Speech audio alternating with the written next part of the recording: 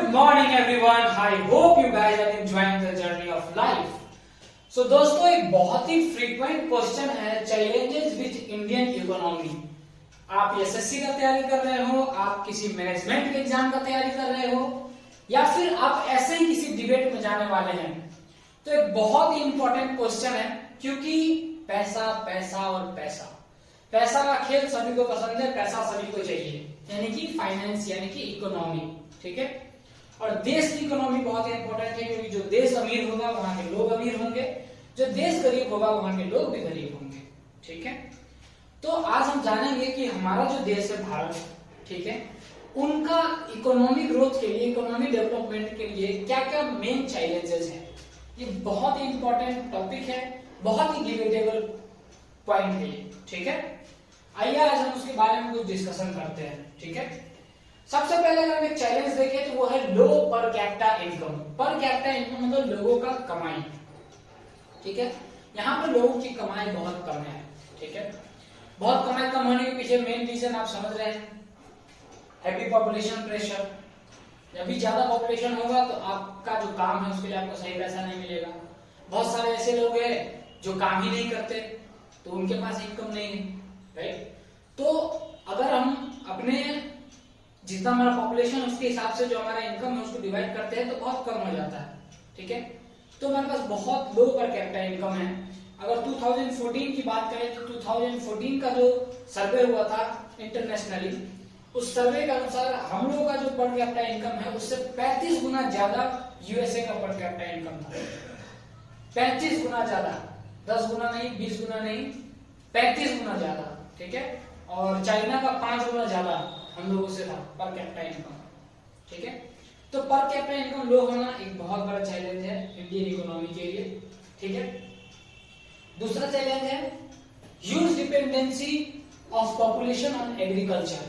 ठीक है, अभी के भी समय में जो है भारत का एक बहुत बड़ा परसेंटेज की बात करें स्टैटिकली तो 47% of the population still focusing on the agriculture sector. उनका जो मेन सोर्स है इनकम का वो अभी भी एग्रीकल्चर सोर्स है, वो उनके ऊपर ही फोकस करते हैं। 47% is really a huge number. अगर यूएसए की बात करें तो वहां 20% के आसपास है, 21%। ठीक है, और यहाँ 47% बहुत बड़ा नंबर है। इतना बड़ा नंबर जो एग्रीकल्चर के ऊपर डिपेंड नहीं होना चाहिए। ठीक है, और अगर एग्रीकल्चर के डिस्ट्रीब्यूशन का बात करें तो एग्रीकल्चर जो है लगभग 17% जो है टोटल जीडीपी में जो है कंट्रीब्यूट करती है। 17%। आपको मैं एक बात बता देना चाहूंगा कि पहले कहा जाता था India is a agriculture country. ठीक है, क्योंकि इंडिया में सब ज्यादा लोग एग्रीकल्चर को फॉलो करते हैं और सबसे ज्यादा जो है उनका शेयर था किस चीज में, कंट्री के इनकम में, कंट्रीब्यूशन सबसे ज्यादा था कंट्री के इनकम में। अगर आप इकोनॉमिकली बात करेंगे इस वक्त तो प्रेजेंट कंडीशन में एग्रीकल्चर बहुत पीछे रह गया है। हमारा भारत जो है वो सर्विस सेक्टर की कंट्री बन गई है। सर्विस सेक्टर सबसे ज्यादा पैसा का फ्लो जो है, सबसे ज्यादा कंट्रीब्यूशन जो है वो हो रहा है सर्विस सेक्टर की तरफ से। 50% से भी अधिक सर्विस सेक्टर जो है वो इंडिया का सर्विस सेक्टर के थ्रू पैसा आता है। जैसे गुड्स एंड सर्विस टैक्स होता है, right, goods and services tax. तो सबसे ज्यादा जो है फ्लो ऑफ इकोनॉमी हमारा सर्विस सेक्टर की तरफ से। So we can say economically कि India is a service provider company, right. उसके बाद है हैवी पॉपुलेशन प्रेशर। ठीक है, ये तो है ही। अब सिंपल सा बात है कि अगर आपके घर में 5 लोग रहते हैं और 2 लोग कमा रहे हैं तो आपका ठीक ठाक है। अगर 2 लोग कमा रहे हैं और घर में 15 लोग हैं तो ऑब्वियसली है कि आपके घर में खींचातानी बढ़ जाएगी इकोनॉमी की, राइट। तो सेम कंडीशन है भारत में। अगर इतना ज्यादा पॉपुलेशन हो जाएगा तो दिक्कत होगी। ठीक है, और भारत का सबसे बड़ा प्रॉब्लम है कि यहाँ पर जो बर्थ और डेथ रेशियो है उसमें बहुत ह्यूज डिफरेंस है। बर्थ और डेथ रेशियो के बीच हम लोग बहुत तेजी से जन्म ले रहे हैं लेकिन लोग मर कम रहे हैं। हाँ भाई, मरना भी कभी कभी जरूरी है देश के लिए। अगर लोग कम मरेंगे तो उससे भी इकोनॉमिकल प्रभाव पड़ता है। ठीक है, तो लोग जन्म ज्यादा ले रहे हैं और मर कम रहे हैं, तो ये भी एक चैलेंज है हम लोगों के लिए, पॉपुलेशन प्रेशर। ठीक है, use unemployment and under employment. ठीक है, यहाँ पर एक वर्ड है अंडर एम्प्लॉयमेंट। ठीक है, जो मैं आप लोगों को शायद कई लोगों को नहीं पता होगा, तो मैं चाह रहा हूँ उनको बता दूं। अनएम्प्लॉयमेंट तो सब लोग समझ रहे हैं कि वो लोग जो जॉब करने के एज में है, जॉब कर सकते हैं, लाइक 18 के ऊपर है, 20 साल 22 साल के हैं, लेकिन उनको जॉब नहीं मिल रहा है, दैट इज अनएम्प्लॉयमेंट। ठीक है, लेकिन अगर अंडर एम्प्लॉयमेंट की बात करें तो अंडर एम्प्लॉयमेंट हम उसको कहेंगे, जैसे वैकेंसीज की बात कीजिए, कोई वैकेंसी आई, ठीक है, और वो वैकेंसी 2018 में आई और उसमें 1000 जो है सीट आया, ठीक है, 1000 सीट जो है प्रोवाइड किया गया उस वैकेंसी के अंतर्गत। लेकिन अब जो है 2020 2022 अब जो है यहाँ पर 800 सीट आ रही है, ठीक है,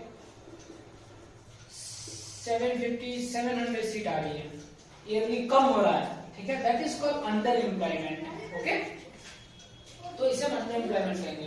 तो हमारे देश में जो है सबसे ज्यादा यूथ का पॉपुलेशन है इस वक्त, ठीक है, 67% जो है वो यूथ का पॉपुलेशन है, ठीक है, 26% जो पॉपुलेशन है वो 17 ईयर से अंडर 17 ईयर है, 67% जो हमारा पॉपुलेशन है वो है हमारा 18 से 59 के बीच में, 76% पॉपुलेशन, ओके, और 8% पॉपुलेशन है जो 60 प्लस है, ठीक है। तो हमारे पास बहुत यूज जो है वर्किंग फोर्स है इस वक्त, लेकिन उनको काम नहीं मिल रहा है, दैट इज कॉल्ड अनएम्प्लॉयमेंट है, वो बहुत बड़ा प्रॉब्लम है, क्योंकि लोगों के पास एम्प्लॉयमेंट रहेगा, उनके पास पैसा रहेगा तो वो खर्च करेंगे और उसी से जो है हमारे देश का इकोनॉमी जो है ग्रोथ होगा, ठीक है। यस, पैसा खर्च करना बहुत जरूरी है देश के लिए, ठीक है, जमा करके और उसको बड़ी चीजों में खर्च कीजिए, ओके, ठीक है। तो अब उसके बाद आगे चलते हैं, नेक्स्ट जो हमारा है वो देख लेते हैं, ठीक है। इनइक्वल जो है wealth distribution, inequal wealth distribution is big problem in whole world, ठीक है। अगर पूरी दुनिया की बात करें तो पूरी दुनिया में ही यह एक बहुत बड़ा प्रॉब्लम है, अनइक्वल वेल्थ डिस्ट्रीब्यूशन, ठीक है। बहुत कम ही लोग हैं जो बहुत बड़ा जो वेल्थ है उसको होल्ड करते हैं, और बहुत लार्ज पॉपुलेशन जो है बहुत छोटे वेल्थ में अपना काम चलाती है, ठीक है। और अगर हम इंडिया की बात करें तो यहाँ पर तो और भी बहुत बड़ा समझिए कि ये है। मैं आपको स्टैटिकली जो सर्वे है, सर्वे बताती है 58% जो इकोनॉमी है उसको भारत के अंदर 1% लोग ही होल्ड करते हैं। Only 1% people hold 58% of economy of India. 58, more than half. Can you imagine?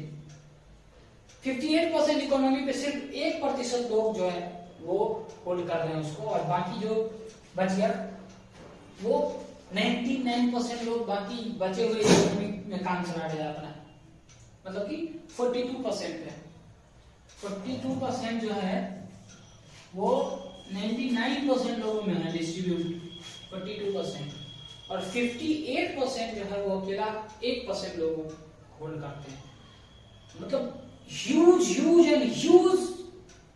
Inequality है डिस्ट्रीब्यूशन में।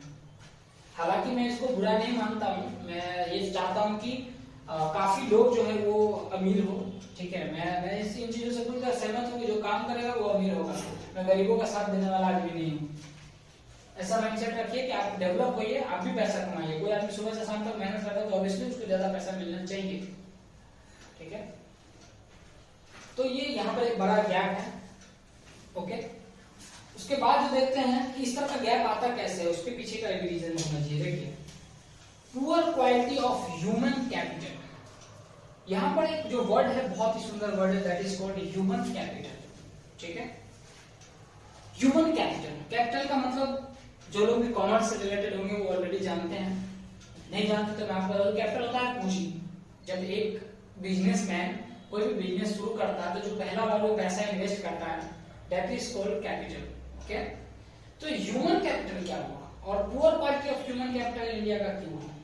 देखिए, कोई भी देश जिसके पास वर्किंग फोर्स है और वो स्किल्ड वर्किंग फोर्स है, ठीक है, जैसे चाइना जो है वो ट्रेंड करती है अपने लोगों को एक पर्टिकुलर स्किल्स में, ठीक है। आप कारपेंटर है तो आप कारपेंटर बनिए, ठीक है, आप मोबाइल फोन का कुछ काम कीजिए, आप आयरन कीजिए, तो एक स्किल डेवलप करती है।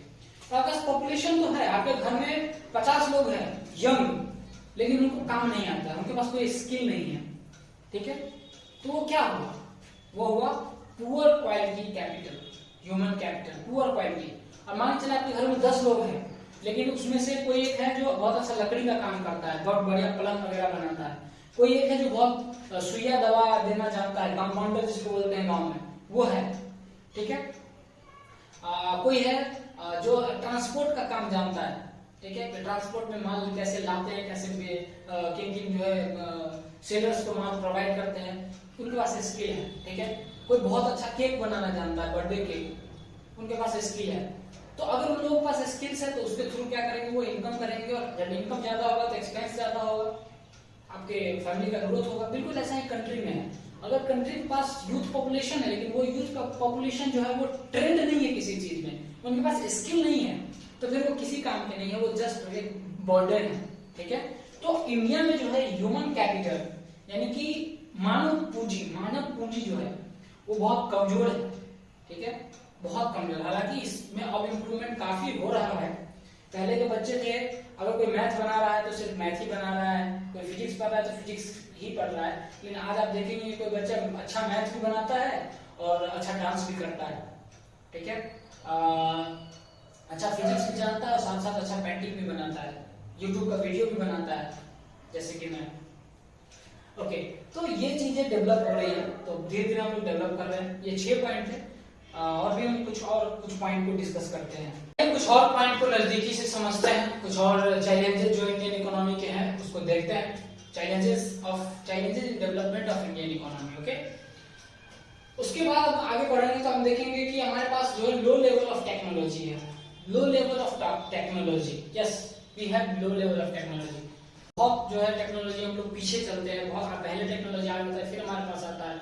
जैसे फॉर एग्जांपल 2007 में मेरा एक घर का छत बना, ठीक है, तो लोग जो है वैसा माथा के ऊपर लेकर के जो है वो जो बालू सीमेंट और गिट्टी का जो मिक्सर होता है छत पे डालने के लिए, वो लोग सीढ़ी से लेकर के जाते थे, ठीक है, बहुत टाइम लगता है उसमें, जो आपका सामान उसको खराब होने का भी चांस रहता है, लोग चल चल के जाते हैं, उसमें हाई रिस्क भी होता है लोगों का, कोई गिर गए कि नहीं चोट लग गया, ठीक है, तो वो था। फिर जब हमारा घर डेवलप हुआ, दो साल के बाद दूसरा छत डाला, तो वहां तब तक मिक्सर आ गया था, एक इतना बड़ा होता है इसमें मसाला डालते हैं और वो घूमता है, आपने देखा होगा कई जगह सड़कों पे, तो मिक्स कर देता है, तो बहुत बड़ा जो टास्क है उसको मिलाने का टास्क वो बच गया, ठीक है। और वो मिक्स करने के बाद जो है लोग उठा कर ले जाते थे पहले, ठीक, उसके बाद जो है आया कि लोग अब उठा के मिल जाते, मिक्स करके एक डोलची में डाल देते, वो डोलची सीधा ऊपर जाता है, ऊपर जाकर उसको पलट देता है, राइट। अभी वो टेक्नोलॉजी गाँव वगैरह में भी चल रहे हैं, ठीक है, लेकिन अब उससे भी डेवलपमेंट हो गया कि अब सीधा जो है ट्रक है, ट्रक पे जो है वो मसाला बन रहा है और पाइप के द्वारा वही से पंपिंग सिस्टम से फोर्स से सीधा मसाला जो डायरेक्ट छत पे जा रहा है, किसी लेबर का भी आवश्यकता नहीं, वहां से चल रहा है, वहां से सीधा जा रहा है, ठीक है। इससे भी हाई टेक्नोलॉजी अभी आ गया, लोग तो गिट्टी बालू सीमेंट से घर बनाते ही नहीं है, बहुत सारा डिफरेंट टेक्नोलॉजी आ गया है जिससे लोग घर बनाते हैं और स्ट्रॉन्ग मजबूत घर बनाते हैं। बस पिलर डाल दिया, पिलर के बाद जो है बाकी सब सारा पार्टीशन डिफरेंट चीजों से बनाते हैं, ठीक है। तो ये जो टेक्नोलॉजी है, ये जो चीजें हैं वो बहुत तेजी से वर्ल्ड में दुनिया में डेवलप हो रही है, हमारे यहाँ बहुत स्लो है और बहुत लेट से आता है टेक्नोलॉजी। उसके नेक्स्ट देखते हैं, तो हमारा क्या है, अंडर यूटिलाइजेशन ऑफ रिसोर्सेज, ये भी एक बहुत ही इंपॉर्टेंट पॉइंट है, under utilization of resources.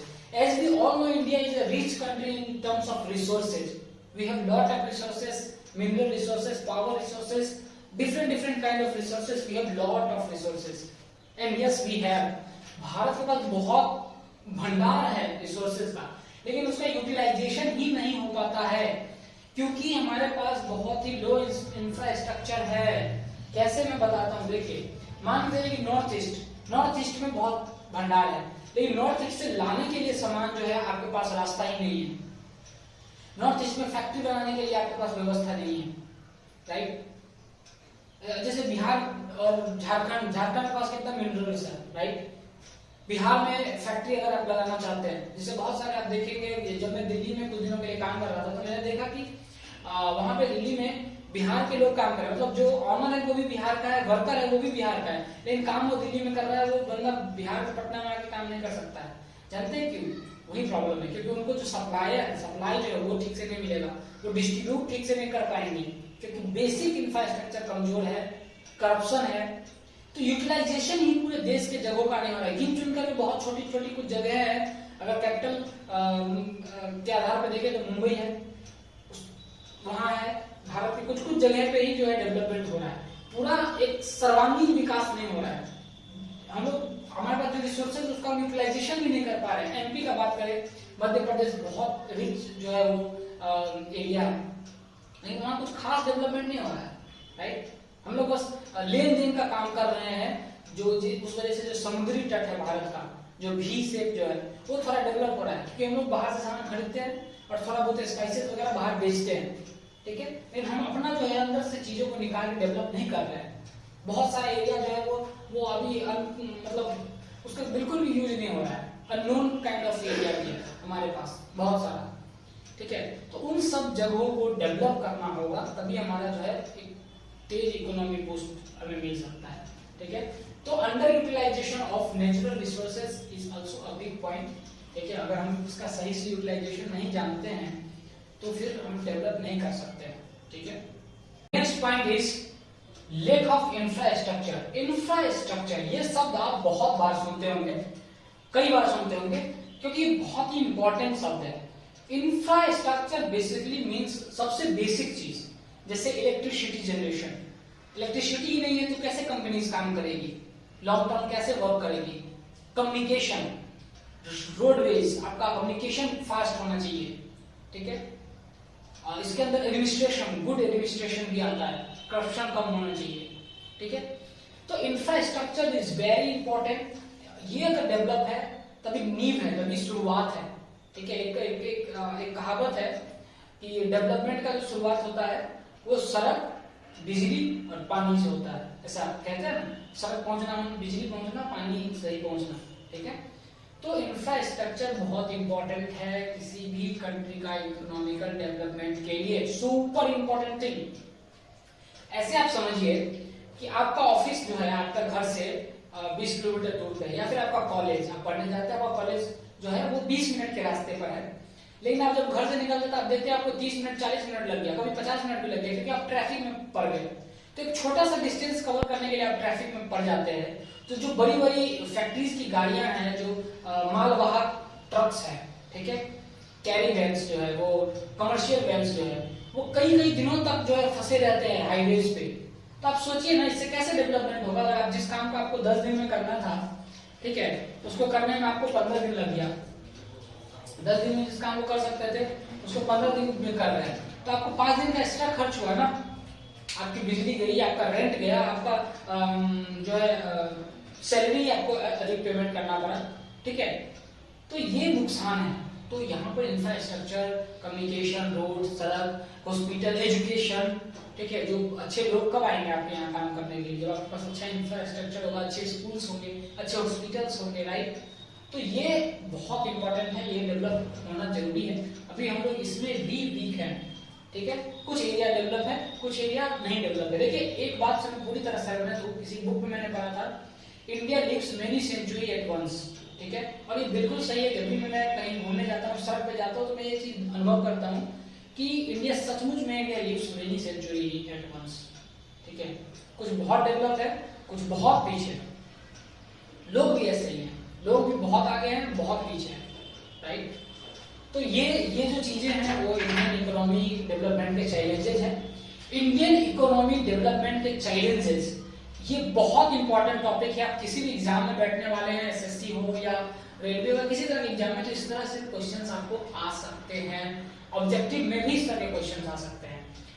College में भी अगर आप मैनेजमेंट का एग्जाम देने जा रहे हैं, एमबीए का एग्जाम देने जा रहे हैं, एमबीए के अंदर मैनेजरियल इकोनॉमिक्स के अंदर यूनिट 5, टोटली यूनिट 5 जो है वो यही है, current challenges and development of economy, ठीक है। तो दोस्तों आई होप आपको कुछ नया चीज समझ में आया है। अब आप पहले से बेहतर लिख सकते हैं अगर आप किसी एग्जाम में बैठने वाले हैं तो, या फिर अगर आप किसी डिस्कशन में जाना पसंद करते हैं, डिस्कस करना पसंद करते हैं चीजों को लोगों के साथ, जैसे कि मैं, तो आपको उसके लिए भी कुछ डिस्कशन का पॉइंट मिलेगा। और ये जो है इकोनॉमी चैलेंजेस, इकोनॉमिकल चैलेंजेस, ये एक ऐसा टॉपिक है जो हमेशा करंट अफेयर्स में रहता है, ठीक है। तो इसको समझिए। आई होप आपको बहुत कुछ मिला होगा। So best of luck for your future.